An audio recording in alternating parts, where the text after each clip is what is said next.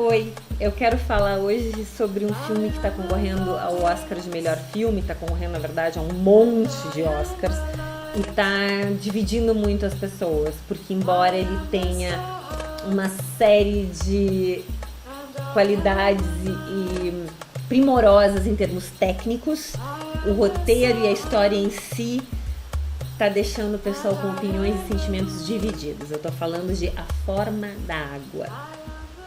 Esse é um filme do Guillermo del Toro, um diretor mexicano que fez também O Labirinto do Fauno, que esse filme parece sim ser meio unânime em termos de paixão dos críticos e tudo mais, e A Forma da Água tá levando um monte de pancada, né? Embora tenha, assim, dois grupos que saem do cinema. Tem um grupo que sai do cinema falando: ai, mas isso é um conto de fadas infanto-juvenil, ah, mas que coisa mais água com açúcar, ah, a cinematografia é linda, mas o roteiro é uma bosta.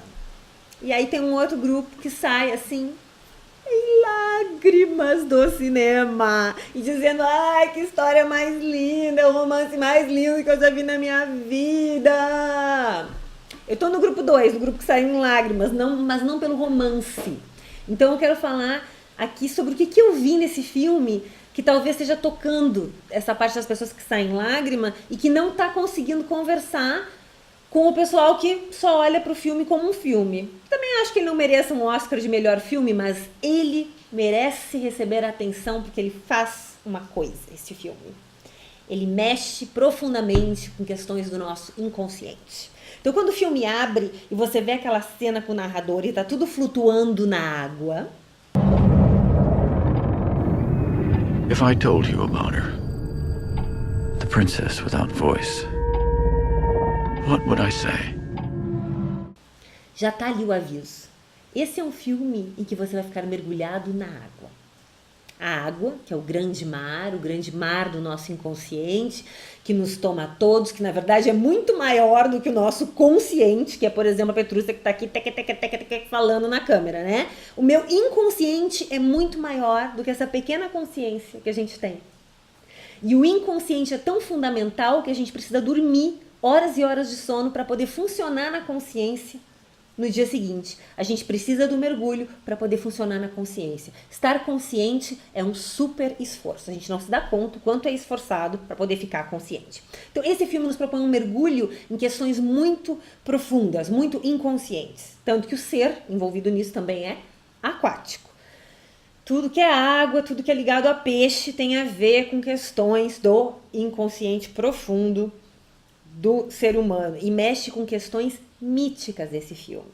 Então, claro, ele traz à tona uma discussão muito interessante. Ele se passa durante a Guerra Fria, o que também é uma das críticas, porque o roteiro que amarra essa história na Guerra Fria não é tão bom quanto a amarração que foi feita no Labirinto do Fauno, para quando o Guillermo del Toro amarrou com a Guerra Civil Espanhola e ficou sensacional. E concordo que a Guerra Civil foi muito mais legal do que essa história da Guerra Fria. Mas, de qualquer maneira, é um retrato de uma sociedade ali num período em que as pessoas tinham muito menos expressão do que agora. Embora a gente questione o limite de expressão e o risco físico que corremos e as opressões que corremos enquanto diferenças raciais, diferenças de sexualidade, naquela época era tudo muito, muito mais calado, velado e separado, né, ainda. E a personagem principal do filme é muda. Então ela tem um grande desafio físico. Então é um filme absolutamente inclusivo, onde temos uma muda super corajosa, um personagem incrível, a super amiga dela, Zelda, que é uma mulher negra que tem dificuldades no casamento, não conversa com o marido, e o amigo da Eliza, da personagem principal, que é um artista gráfico que está ficando obsoleto porque está vindo uma nova linguagem, com novas tecnologias, e o trabalho dele está ficando obsoleto, ele está com muita dificuldade com isso, e além de tudo ele é homossexual e corre riscos de ser agredido constantemente, não consegue se expressar e não consegue também é muito difícil buscar a sua felicidade, encontrar parceria amorosa dentro daquela sociedade da forma como ele está vivendo. Então é um filme que trata de solidão, que trata de diversidade e que trata de afeto. E aí, claro, tem o afeto entre espécies, né? Que a Eliza descobre essa criatura nesse laboratório, toca no vidro, a criatura toca de volta, um momento lindo esse, de que há um encontro um pouco assustador com aquilo que é tão diferente, mas que ele toca de volta. Então, e aos poucos começa a ocorrer uma comunicação e dali em seguida já se percebe que há uma disposição da Eliza em que role um romance, porque ela começa a levar musiquinha e tudo mais. Não tô estragando o filme para quem não viu, porque tá tudo aí meio no trailer.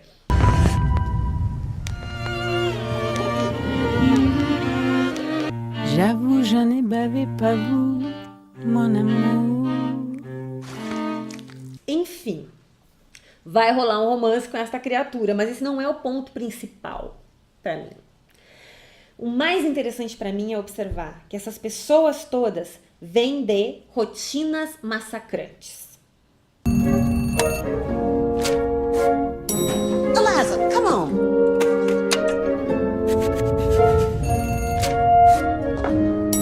Eliza, hurry. E também são pessoas, os personagens principais, são pessoas que são consideradas gente invisível. O pessoal da limpeza, o artista solitário que trabalha no seu apartamento, eles não são percebidos socialmente. E, no entanto, é esta pequena gangue, né, que se rebela contra a potência do sistema americano e vai roubar essa criatura mítica de lá.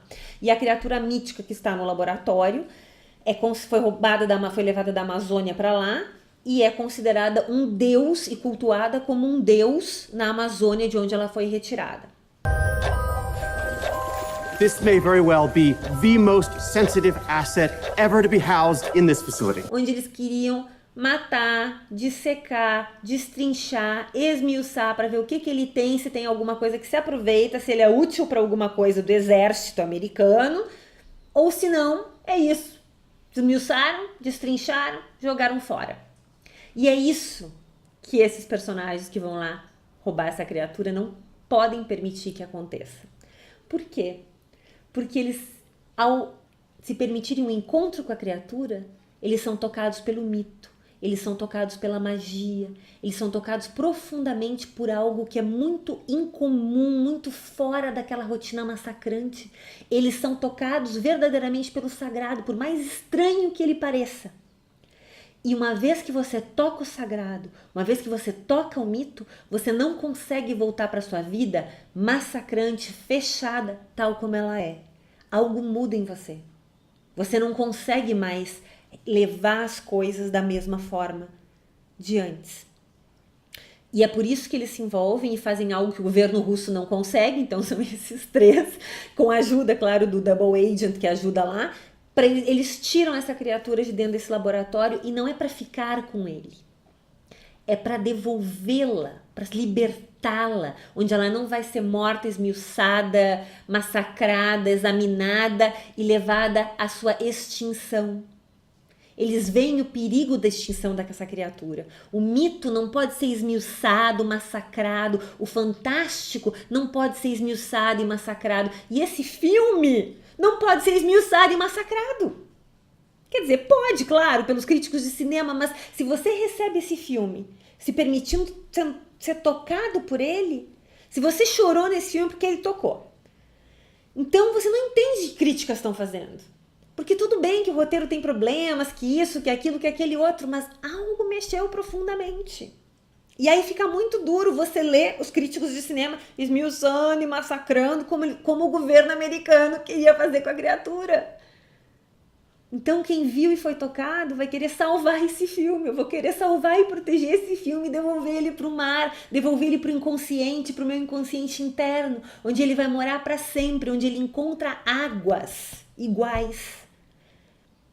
E esse filme, então tem que ter uma prontidão para poder entendê-lo, para poder receber ele dessa forma. Tem gente que não está com essa disponibilidade, essa prontidão para se deixar tocar por isso. Mas a grande pergunta que ele faz é: onde é que vale a pena você arriscar tudo? Esse filme é uma tragédia, ele termina numa tragédia. O Guillermo del Toro dá uma coloração sempre de contos de fada, como ele fez no Labirinto do Fauno, mas ele é uma tragédia. E traz tragédias, o salvamento dessa criatura. E para quem estava envolvido, valeu a pena. Eles não teriam feito nada diferente, porque não era mais possível fazer algo diferente uma vez que você conheceu o mito, Uma vez que você conheceu o sagrado, uma vez que você foi tocado por aquela magia, que você sentiu que existe algo de mágico, como é que eu vou aceitar não ajudar isso, não libertar isso, não dar chance para isso? Em algum lugar, se não for na minha vida, mas em algum lugar. É impossível. Então a água desse filme ecoa nas nossas águas internas. E é por isso que esse filme toca tão profundamente. Não é só um amor que independe de aparências. Não é só sobre diversidade. É sobre onde mora a magia, o mito, o encantamento e o sagrado. Onde é que a gente pode tocar isso de uma forma que nos atinja tão profundamente que a gente não consiga voltar à nossa realidade mundana, dura, maçante de todo dia. Onde é que mora isso? É essa a pergunta.